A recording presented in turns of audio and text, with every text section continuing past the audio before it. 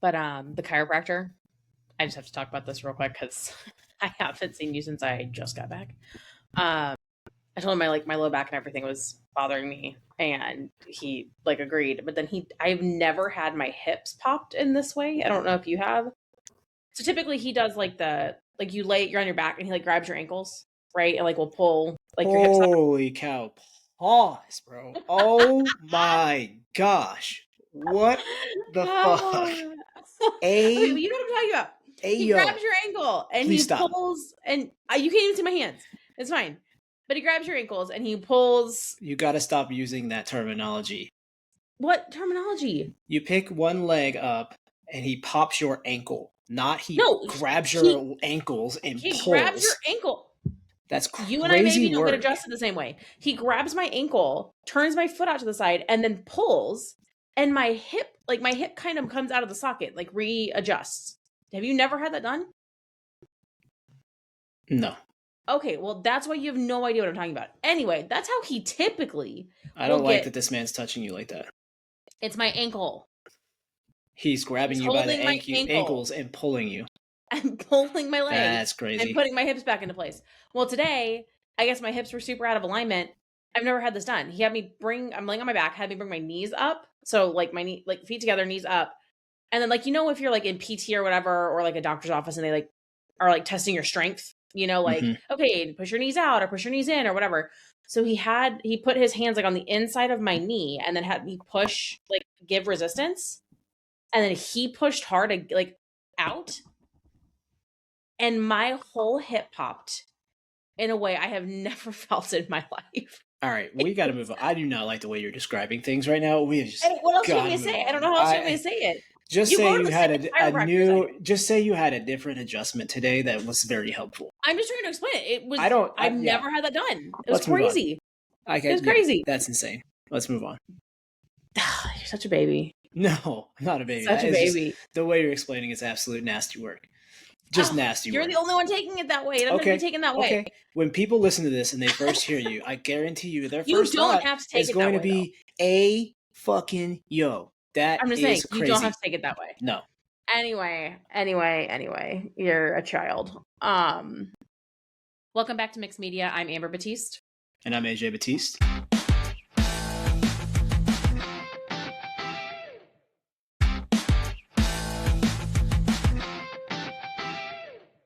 Severe weather has been fun this year. I feel like this is the first year since we've been here that it's been a little more active than usual. We've had, especially the last 2 weeks, like lots of tornado warnings, especially a little bit south of us. Yeah, like Lewisburg has been getting Paola, Ottawa is been getting piped. Wrecked. Yeah, and it's like, obviously moving east into Missouri, and this morning, 5:30, that second line that came through, I never saw reports of like how big the hail actually was, but it sounded probably bigger than it actually was. Cause it was, you couldn't see it on our camera. And the one storm we had in Texas, which was the craziest hailstorm I've ever experienced in life. It was it had to blast our windows open. Tennis ball size hail. Yeah, at least. That was louder than that though. That was louder than yesterday. I thought yesterday. No, it was, but I mean, it still was. It was really loud, but for it to not show up on the camera or you could see it in the yard, where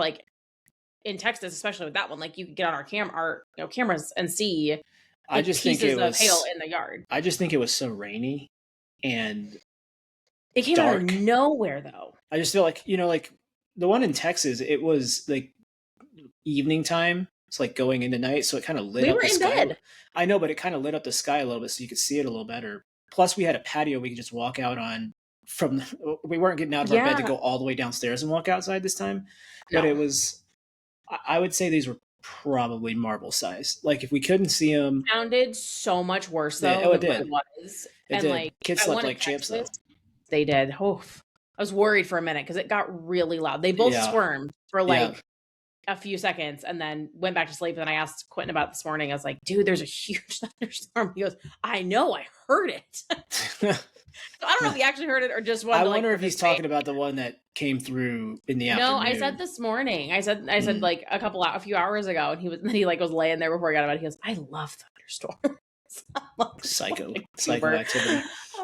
But on that note, this reminds me of a ridiculous ass story of us in college. And pretty much has like set the tone for who is responsible for severe weather alerts in our house. So, well, hold on. Set the tone for who's responsible for alerting the rest of us when they're happening, not how we react. Because I'm having to reset the tone for reactions because yours is 0 to 100. I don't panic. I just, with having kids, and then when we had a dog, it takes more than just like, oh, we're gonna run downstairs in 10 seconds. There's a little more coordination involved. No, there's not. But yes, there is, especially when they're asleep. Yes, there is. You just go pick them up and go. Anyway, so it's my freshman year of college. I was in an all-girls dorm. May or may not have broke rules. My roommate moved out at semester. So I was by myself, potentially getting a new roommate. Never happened. So you had come over and spent the night because the weather was going to be a little bit gross and whatever. And so Mom, Dad, we slept in separate beds, and it's fine. There's no way for us to sleep in the same. Let's be clear. Hell no, no way for us to. Beds. No fucking chance. I was sleeping in the same bed as you. In the same bed, no way. But with the weather, you came over and stayed at my dorm, and so again, it's all girls. Boys are not supposed to be up there. I think whatever past like 9 o'clock or 10 o'clock at night. I was not the only one breaking rules. Just it was about 90% of the building. Clear. And so, we knew the weather was coming. We go to bed. It's I don't even know what time, middle of the night, somewhere probably between 2 and 4 in the morning. And the building I'm in on campus is directly, like my room is across a parking lot from the tornado siren for like this area of campus. It's loud as hell and it talks. So it's like doing the siren thing. Then it's like warning, tornado warning, evacuate, like doing all this stuff. This is also my first little bit of time in Oklahoma. So like I, again, grew up in the Midwest, have been around severe weather, but not like you didn't spend a ton of time around this severe weather. Yeah, we had it in Illinois. Not this bad. And my family's from Missouri. I know, but it was a lot more rare in Illinois. Let's pump the brakes. Your family may have experienced it, but you did not. We've been around it. I've been in I've gone into my grandpa's literal cellar, have to go outside, open a hatch, jump in. The whole 9 yards. So, but this is the first time Oklahoma spring, which is wild if you've never participated in such things. Well, all you have to do is look at the Moore tornado. That'll give you a pretty good example. Yeah, and they fire quick and things happen fast. And so the sirens come on, I immediately am up and I go to wake him up. Again, how you're sleeping through the loudest tornado siren I think I've ever heard in my life. It is beyond me. Dude is dead asleep. Mouth agape, just out like a light. So I'm over there AJ, we got a tornado warning, I'm violently shaking him. Violently shaking you to wake up. And you finally do, and you're just huh. And I'm tornado warning, we have to go to the basement of this building. You need to get up.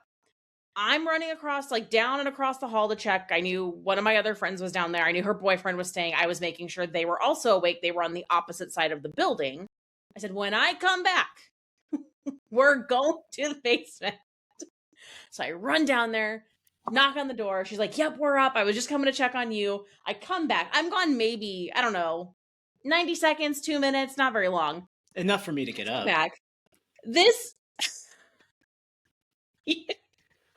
You've turned on my tiny little 24-inch TV to the weather, standing, I don't know, 2 feet from it, hand in pants. I kind of look like the George Pickens meme from the draft night when he's standing there hand in pants, just chilling, watching the radar. And I'm like, dude, they are literally telling us we have to go to the basement. They're tornado on ground. We have to go. Yeah, well, it'll be fine. I'm like, all right, I'm going. I will leave you here. You let me know how this pans out for you. You did eventually get your life together and come with the rest of the group. But I was did you not hear me when I said I'm going to go check? I'm coming back to get you and we're going to the basement. And you're just we'll just watch the radar. So before you just make it seem like I just don't know what tornadoes do, I want to make sure that it's no. I want to make sure that it's known. We're in a high rise, but people, we are in a high rise, the highest building on campus, the tallest building on campus. are these two dorms, Kerr and Drummond, the two tallest buildings on campus. So yeah, it's a little bit more serious to get to the basement than to just ride this thing out on whatever floor you're on. Absolutely not. Okay.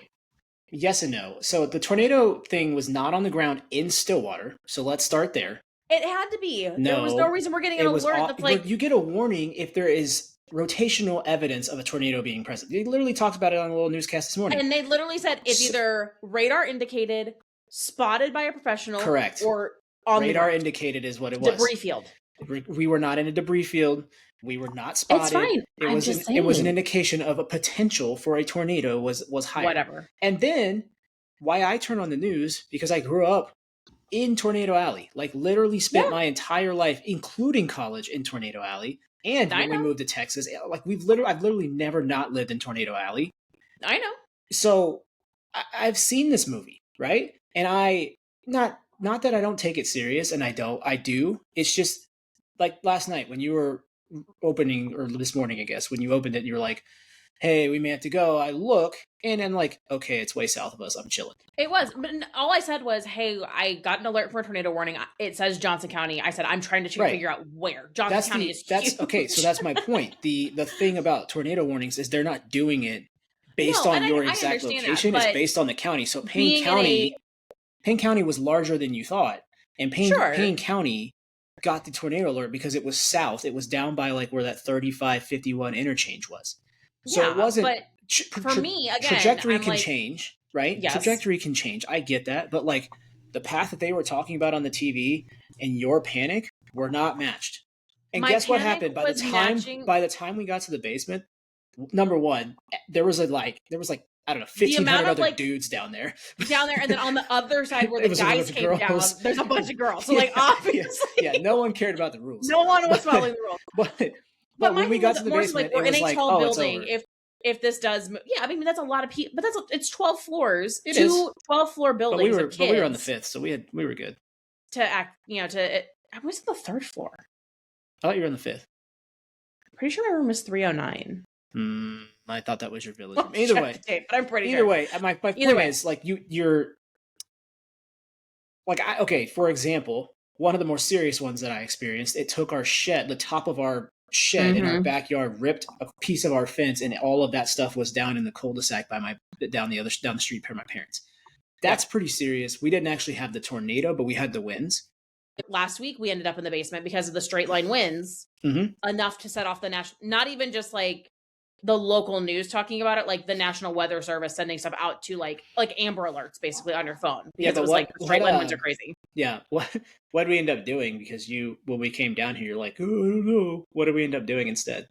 We sat in here with a window, by the way, until we realized where things were going to go. But to be fair, we had not reset our space. We've done construction in the basement, so our area, like the safe space under the stairs, is still, it's not completed yet. But that's where we go. There was construction stuff and all that, and we had moved, pulled everything out of where you were doing construction. So I was more worried, like, our stuff is not all in one place right now. I need to get our blankets and the pillows and, like, the stuff that we have that we keep down there, specific for this reason, was scattered all over the basement. Hadn't been down there to kind of reset it, and this was the first time we actually had needed to go down there. So that's more where I was just like, I need to make sure, I don't know where everything has been moved to because we just had kind of shoved a bunch of stuff in the corner while you and my dad were doing construction. So that was it. And we sat in the corner, we sat in your office where there's a window, watched the weather and kept an eye on it. And we could move quickly if we needed to, but. I also will die on this hill. I know you said that it's been disproven or whatever.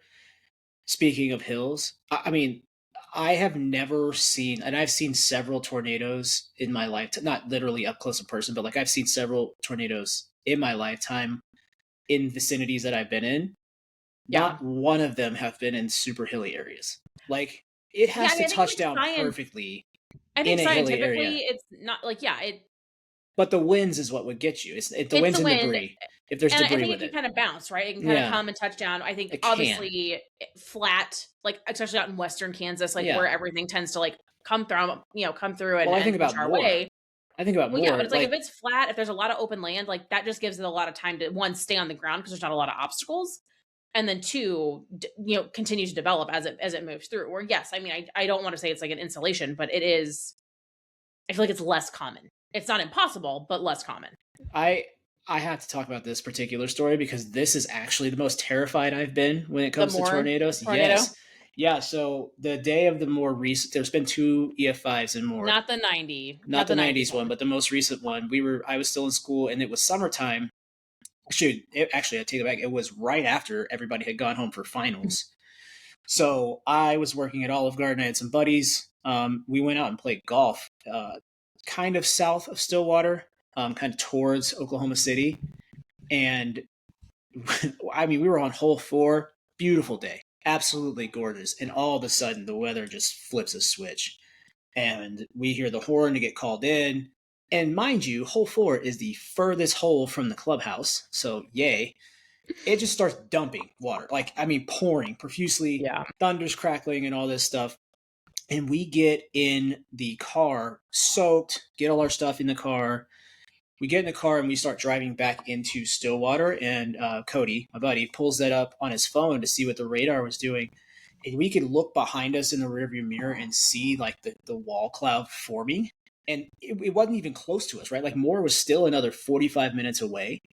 But by the time crazy weather system. But by the time we got back, Moore wasn't the only tornado that day. There was like 3 or 4 smaller ones that had touched down. And then there was 2 that touched down that basically combined to make that Moore one. And it was it was the biggest thing I've ever seen from a tornado perspective. It was insane. It was like the Twister movies. Like it was one of those that was like, holy shit, this is going to do some serious damage. And then, of course, I had to drive that way, I think, at some point over the summer. And you can just see, same thing with that Joplin tornado, you can just see off the highway like a mile this way and a mile this way of just absolutely devastating like flatlands at this point. Yeah. So, but again, Moore is also one of the low points in that Oklahoma City area. So again, to my point, I still think we're a lot more times safer than not because we live in the hills. Same thing with my parents' house. We were kind of in a little hilly area. That doesn't mean that it can't happen, but it's a lot less likely that we're actually going to get hit. So, well, and that Joplin tornado, I'll never forget that. I mean, my grandparents, my dad's from Joplin. My grandparents live in Joplin, and it was also the same day as my graduation party. So that whole high school graduation party. So that whole weather system that was pushing through was also pushing into Chicago. And so I think we were kind of on the way it kind of had tailed, like we were getting some of the weather first, and then it was kind of backing into Joplin, and we ended up having to I think call my party short because we were like at a public park and the weather was starting to turn. Like it was kind of similar, like it turned pretty quick, and it's like you had a lot of kids, a lot of people out here. Let's get everybody home safe. And so we get back and we flip on the TV, and it is nothing but coverage of what's coming into Joplin. And my grandparents were there. I believe at least my aunt, if not my aunt and uncle, were there visiting because this was about a month, I think, before my grandpa ended up passing away. And so they were there dealing, with some of his health issues. And you're just watching this thing. And, and my dad's literally looking at all of the intersections and like the trajectory and the directions. And he's like, it's going to take out the whole city. Like it's going to wipe it out. Oh, yeah. And I think, and they live in a 1-story house. They don't have a cellar. So like literally the best they could do was like in an internal closet. It was on path for their home. And I think shifted just enough. I think it's not, I think it's less than a mile where it ended up hitting like the big St. John's hospital. That's right there just Freeman. South of Junji. And and well, Freeman, I think was unscathed luckily, but St. John's. It like turned right by like where Freeman and was. Hit right, went right through that hospital. And Freeman's only like what, a half a mile from your grandparents, if that? Freeman's a little bit further. So they're closer to St. John's, which is now not anything now. It's a memorial site. But was St. John's. And then, Freeman's probably a mile south of that. Like why both the hospitals were on the same side of town in the same area was crazy to me. But then when you have devastation like that, like it literally pulled the hospital off the foundation. Yeah. But I mean, it literally, they got super lucky and it missed them, I think, by about half a mile. But this was it was a big EF5, like mile wide, like tons of damage. And we ended up when we moved to Arkansas after I graduated high school. So we were driving through just a couple weeks after, and was the eeriest it's so eerie. thing. It's so to weird drive, to see. like almost post-apocalyptic, like zombie movie vibes. Like, yeah, you can see for miles. There is houses leveled. There's some things that are untouched. Like, it's like no rhyme or reason as to what has been even that completely obliterated. But you could just see, for miles, and the trees were warped, and like it was the weirdest drive-through of trying to figure out, like almost it's like you're disoriented in terms of like where you're at. It's strange. Even that random EF2 or whatever that came through the middle of like just north of downtown Dallas when we were there. Yeah. Remember we were driving down the tollway and you could see like it had chopped off some of the brick, but you could barely see over the top of the brick wall, and you could see like tops of houses missing, and just like this like small, probably quarter-mile wide.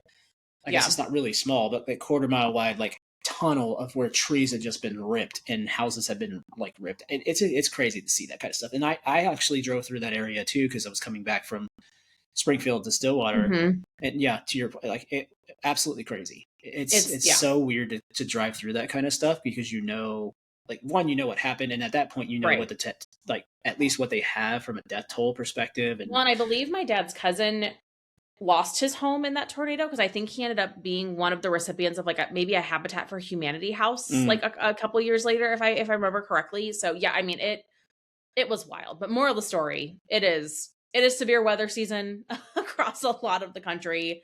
Take it seriously. And it's different too now for us because we have 2 kids to deal with it. Like we've had severe weather with Quinton and stuff, but nothing chaotic yet. Luckily, nothing crazy. But no, and he is not.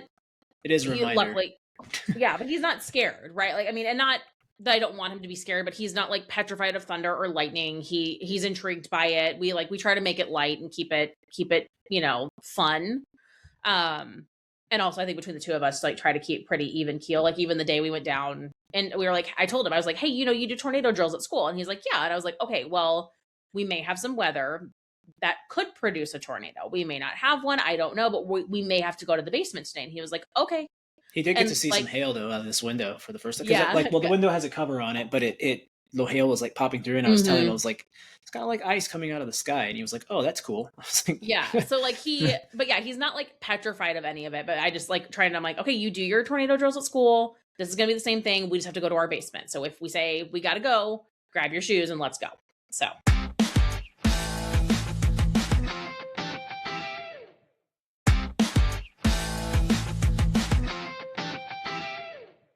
Speaking of Quinton, let's talk some kids' birthday party stuff. Oh boy. This will come out, I guess, next Monday. So a couple days before he turns officially 4. It'll be after his birthday party, which is this coming Saturday.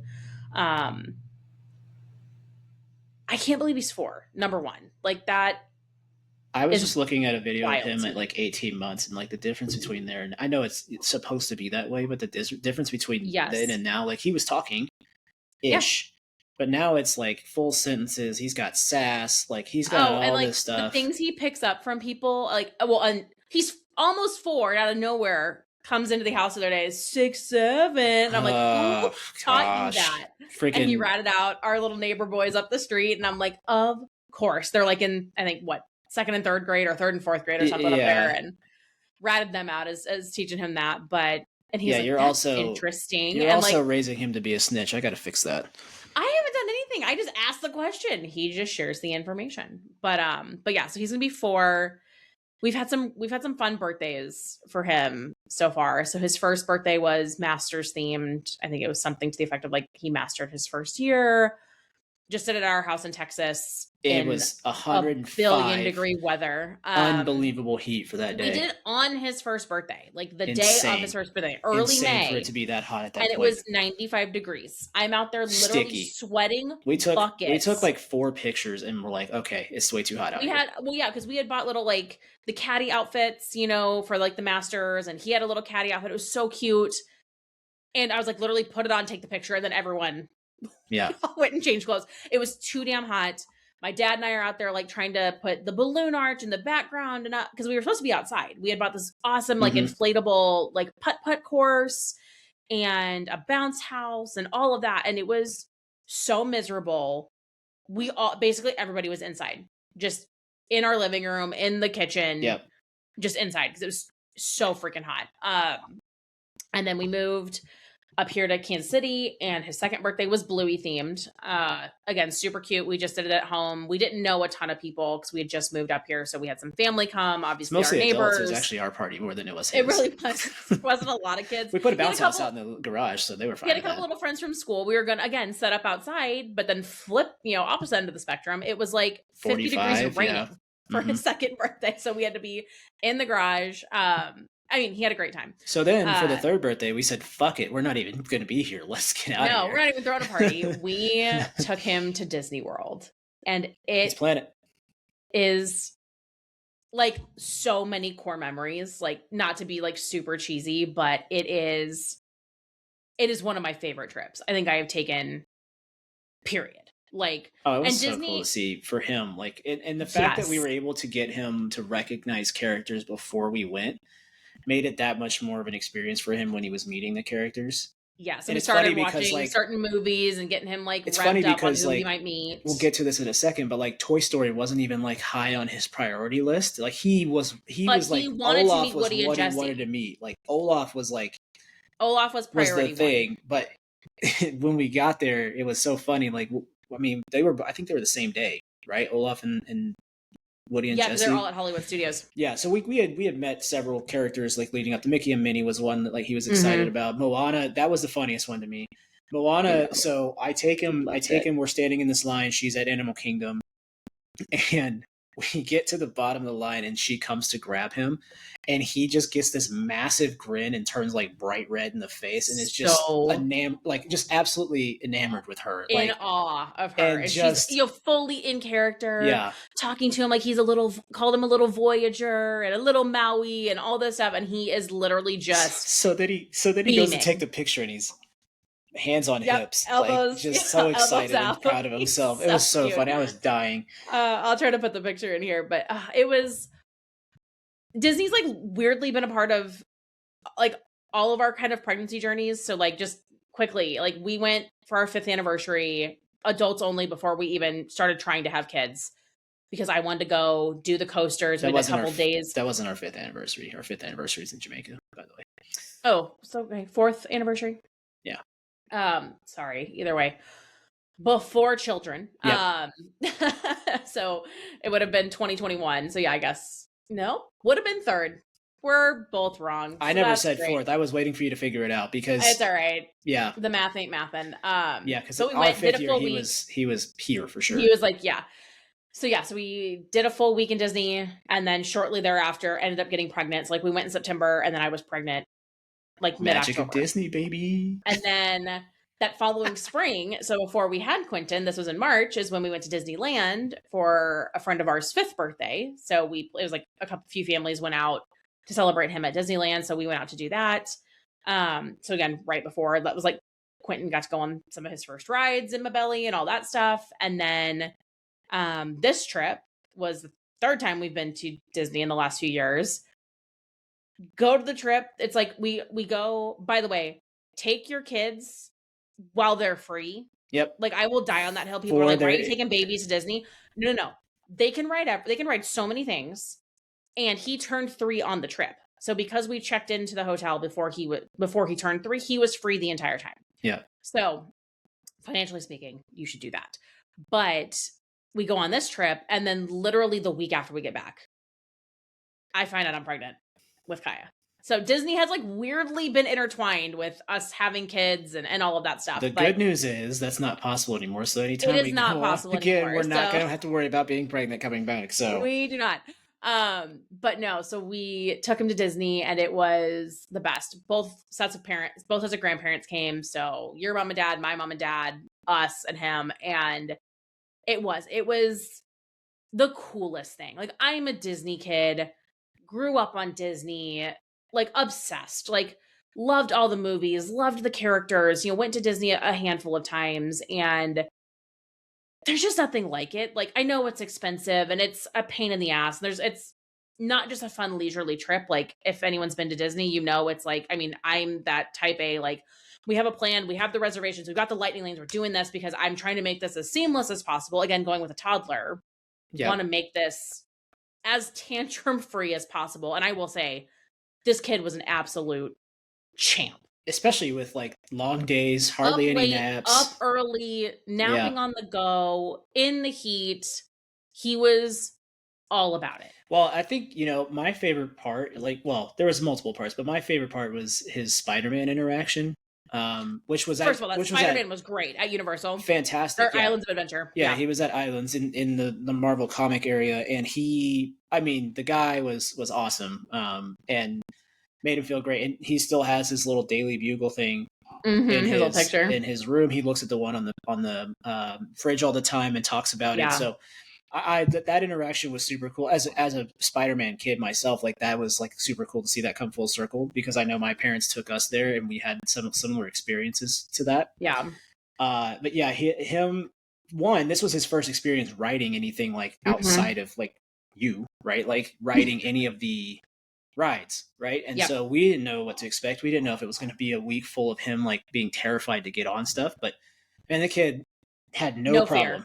No fear whatsoever. He enjoyed it. Now, granted, he's not getting anything crazy, but even the Pirates of the Caribbean, he was like chilling. It's kind of dark. It's kind of creepy. Frozen has a pretty big drop, a couple of times. That Mickey and Minnie's Runaway Railway, it's got some kind of dark and scary parts, and he was all in. But yeah, watching him meet characters and those interactions and the fireworks, honestly, was probably two of my favorites. That was hilarious. I tear up watching them. Funny. Well, yeah, the one at Epcot was completely we weren't trying to be there for fireworks. We just happened to get a lightning lane for Frozen. Late. Dinner ran late. We did the Space 220, so you're like dining in space. We did that, and then we like hauling butt to get over to the Frozen ride, and then we came out in the middle of the big firework fountain show at Epcot, and it was loud. I didn't have his headphones out, and he's sitting on your shoulders, covering his ears, but dying laughing. Absolutely every time a firework goes off.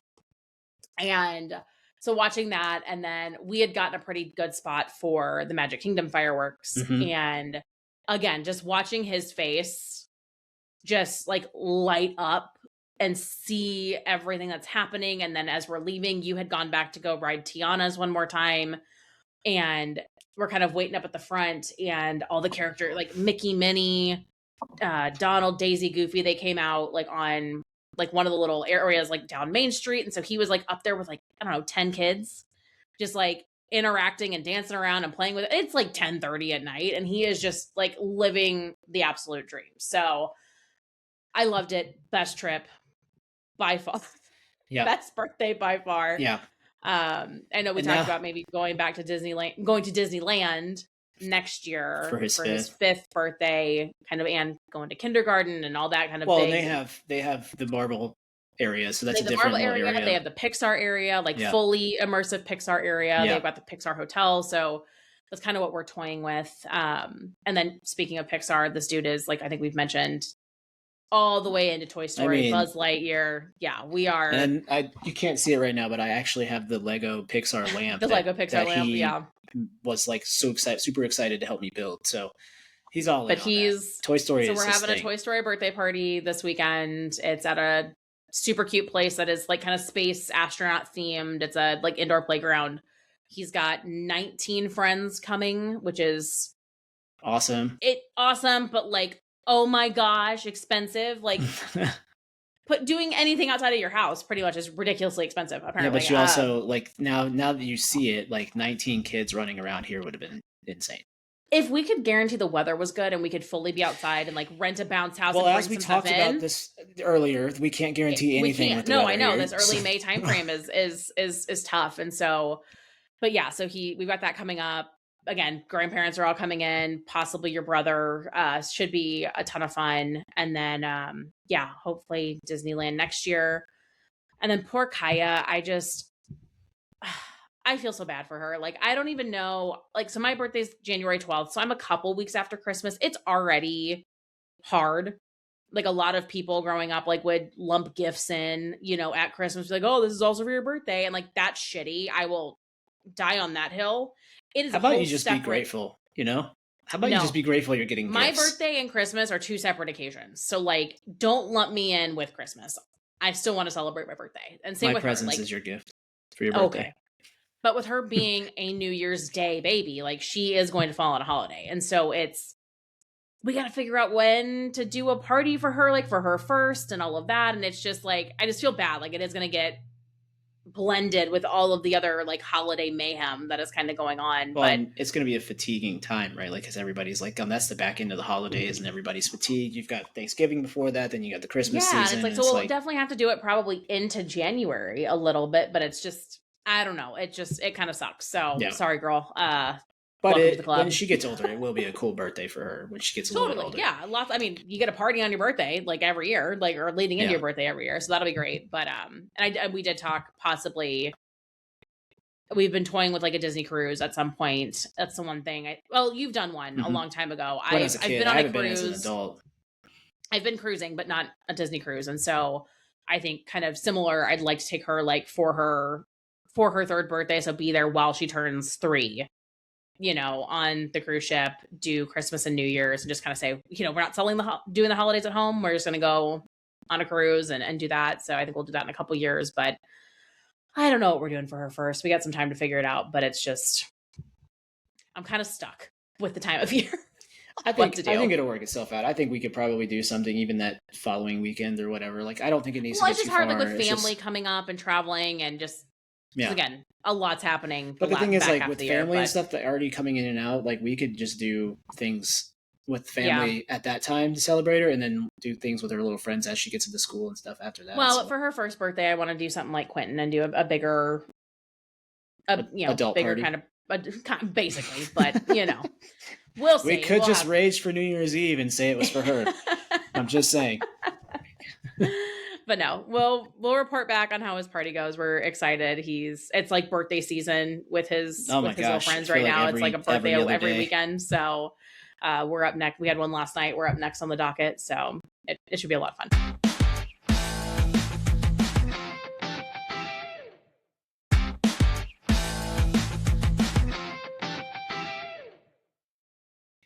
Okay, let's move on and get to this last topic. I think we've established that he likes Bluey. We've established that, we like Bluey. We're getting there. we can get pretty deep into it, but I'm curious what you think. Because as I watch it, the more and more I watch it, there's so many things where like Bluey does a good job of being really relatable to parents too. And it's a show that if he walked out of the room, we have probably more than one occasion. I'd be locked in and have no idea. He's not like gone, but like he'll walk and go play in his play area, and I'm still locked in watching the episode, even though I've seen it 50 times. So the great thing is like they're only 6-minute episodes, but they pack so much good stuff into those episodes. So I'm curious to find out from you. Okay, if you had a top, 3 to 5 recommended episodes for parents, what would they be? Because obviously we know like his favorites shift all over the place, right? Like he goes through spurs where it's like 3 or 4, and then he'll go to another 3 or 4. But like he loves almost every episode he's ever seen, and so But he has some that he like absolutely loves. We talked about it in one of our episodes about the robot thing. We talked about that one, the unicorns thing. I think that's another one. But anyway, I'm curious what your top 3 to 5 are. Well, I think even before that, like I just like the sibling dynamic. I think it's a really solid representation of older and younger siblings. And then I do think, Bandit is setting some pretty unrealistic expectations as far as I feel like I'm meeting him. You're pretty good, but I feel like them as a whole, I'm like, they play hard. But it does give us some good ideas as far as like how to play and some of the interactive stuff and all of that, and to really like kind of get back into that imaginative play state that I think you lose a little bit as an adult. So for sure. So I love that. But as far as like favorite episodes for me, I think one that is actually really low key. Quinton got on a little bit of a kick, and I love it. Is Rain. Oh yeah, the Rain. It's literally called Rain. It's the Rain episode where I think Bingo and Dad are gone, so it's just Bluey and Mom at home. It's like downpouring rain, and she's out there trying to basically like stop the rain from like going any further on their like walking path and all that. And she's like trying to charge back in the house covered in mud and wet, and Mom's like losing her mind and finally just gives up. But there's no talking. There's hardly any speaking in this entire episode. It's just beautiful music. Really, really sweet. So I like that one. And he, like I said, he got on a kick of that one for a little bit. And it's just, again, it's slow stimulating. It's quiet, which is why I like it. But it's just really cute. Sleepy Time is another one that he's big on right now. But I also really like that one. It's really, it's a really just cute story of trying to do bedtime with kids. And how, I mean, knock on wood, luckily we have 2 kids who so far enjoy sleeping in their beds and do not bother us, but it's a really cute depiction of, I know a lot of kids struggle with waking up in the middle of the night or needing water or, all of these different things. And I love the way they go about it. And the way the parents handle that is great. They handle it. And then Bingo is ultimately like, I want to do this for myself. I want to wake up in my big girl bed, and she does it. And so again, it's just like the lesson and like the working through that. And again, the sentiment from mom of like, I'm always here for you, even if you can't see me. So like, you're not sleeping with me in bed, but like, I'm always here if you do need something. I love that. My other personal favorite is The Sign. You sob like a fucking baby. Like a baby. Every time. Speaking of, we got to talk about that just real quick. You know shit is coming, like Toy Story 4, even Toy Story 3. You know shit is coming, and you are anything after Toy Story 1, crying, waterworks sobbing, all the time. You know exactly what's coming, and your waterworks every time. I've always, like, there's certain movies that have always, like, made you cry. But then when you become a parent and, like, you're watching Andy leave for college and, like, you're a mom and you have a little boy, it's like you flash forward 13 years and you're like, oh my gosh, he's not going to want to play with Buzz and Woody forever. He's not going to be into all this stuff forever. And, like, that sucks. Anyway, The Sign, yeah. My gosh. When it came out, I watched the little arc. They had Ghost Basket, then The Sign, and they came out with like the little bonus Bluey episode where Bluey comes back as an adult, briefly at the end. And the 3-story arc is beautiful, but The Sign, as a kid who moved around a lot and all of that, it hits home of like, you don't quite understand what it means to like list your house on the market. And like, I think, is it Bingo at the end, like they're actually packing the stuff out and she's like, wait, what, like you're taking my bed? And they're like, well, yeah, like somebody else is going to live here. And she's like, I thought someone was buying it and we got to stay, And so it's like just that whole arc of possibly moving, going through everything. And then I think for me, it's a little bit of a healing thing. It never happened for me. We always ended up moving. And my most recent move, like from Chicago to Arkansas, and you can, we've talked about it. You can ask my parents, like it sucked, rocked my world, hated every minute of it.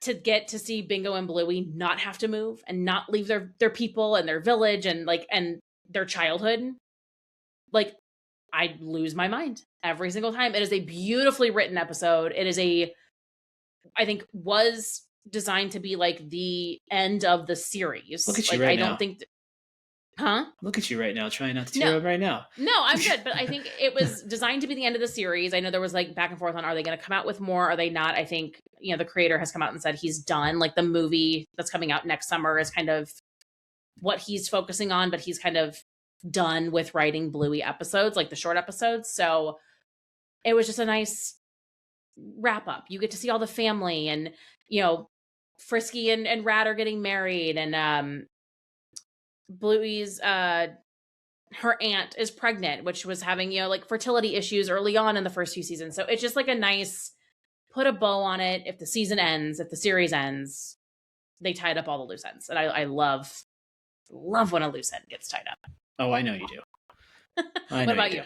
Those are 3. Okay. I'm sure there's. I love them all. Like I've not seen one that I don't particularly like, but I went a different route here. Of course you did. I went all sappy sentimental. You're but some of it is like the joy that Quinton and I get out of them. So like for his class, right? Like I went and read. I don't know which. It's Unicourse. It actually is just called Unicourse. That first one. Yeah, but it's the 5-minute Bluey storybook. It's in the book, but it's called Unicourse. It's a sentiment about sock puppet. It's a sock puppet. It is a sock puppet, but it's not even that. It's the mom and dad are exhausted. They finally get the kids down, and then Bluey is up and ready to like talk, and like doesn't realize that they don't actually go to bed at the same time as her. Yeah, and mom's like trying to like she's frustrated, and dad's just like, screw it, I'm gonna do something silly to like annoy everybody, which is something that I probably would do. And it's just, the character's hilarious. Quinton loves the character. Like, I won't go crazy into details on it, but it's something where like he asked me whenever we were talking about going to read to his class to specifically read that one because it means so much between he and I. So that one's up there for me. Whale watching is another one. Oh, is that the one's one fucking hilarious hungover? because it was New Year's Eve. It was New Year's Eve, and the parents, the parents are it like hungover, like had clearly had a lot going on. And so they're trying not to move. And of course, the kids, they're being kids, they want to play. And so the parents are like fighting back and forth on who has to actually move. Yeah. And it's just really funny, but it's super relatable to just be like in that state. Like, I've been hungover and had to deal with like Quinton wanting to bounce around. It's not ideal, right? No. But finding a way to make it fun for them while you don't want to move. With a minimum amount of effort. Just minimum effort whatsoever. Is and that's not just, there's another episode like Mom and Dad, they're not hungover, but they're exhausted from being at that theme park all day, Disney, right? Yeah. And the kids are still trying to play before they go to bed somehow. Like that endless energy that a kid has. Like, there's such a relatability to that of like, dude, I just want to sit here. Can we figure it out this way? Like, I don't want to do anything else. So that's another one for me. And then I think there's a couple more. I really like Sleepy Time too. I do. The Daddy Drop Off has a special place for me. That one's fun. Wind Up Bingo. Yeah, like we did that for a little while. Even the Keepy Uppy one, right, where like they turned Dad into a balloon. We did that for a while, but like there's anything that like is really like a genuine bonding experience between Bandit and the girls. Like it just he is a gold standard for how a dad should be. In this day and age, and it shows in how your kids interact with you. I love it. So that one's up there. And then the other one for me is just from a sentimental standpoint. There's two of them, I guess. Seesaw, because we watched that one 1,000 times. And he was on a Seesaw kick for a long time. Dad being an instigator through that, just to be able to get them to understand that like the small, the message was great, right? Like he's trying to get them to use everybody and get the smaller kid with them to continue to participate. We want Pom Pom to be able to feel like she could participate regardless of her size. Yeah, which is great, right? Like it's an inclusive episode. And then, but he's antagonizing them the entire time, and the way they're reacting it just kills me. And he loves it. We quote it together. And then Sean was the first one that he and I did a lot of. And so there's not really, like you said, there's not a bad episode, but mine are more silly, and a lot of it is other ones Bandit. That I like are Pass the Parcel. I think it's funny just because they give Lucky's dad so much shit the whole episode, and then by the end of it, the kids are like, no, this is way better than everybody getting a gift. So it's kind of like switch on like participation trophy culture, which I feel like is very prevalent nowadays. I don't feel like we grew up, in a ton of participation trophy culture. And so it is kind of fun to watch the kids like, oh, we kind of like this. We're only one gift and it's a surprise and we don't know if we're going to get something. Yeah. And I'm blanking on the name, but the one with Jean-Luc where they're camping. Oh yeah, that's a good one too. And they make friends, and they obviously don't speak the same language. And again, it's just like, it's a beautiful message. I love that like kids can find a way to be friends and interact and do things the entire time. And then, she didn't understand he was actually leaving because she didn't speak French. And so her like devastation that he's gone and not there anymore. And then, it fast forwards and they're teenagers and they both end up back on family camping trips and they run into each other at the creek again. So cute. But it's also another like angle of like as a kid, like when you went on vacation and you're like, for example, like you're staying in a hotel and you see the same kids. You totally meet kids. You meet kids, like especially if you go to like the little kids club while your parents go do whatever they're going to do, which our kids will absolutely do that.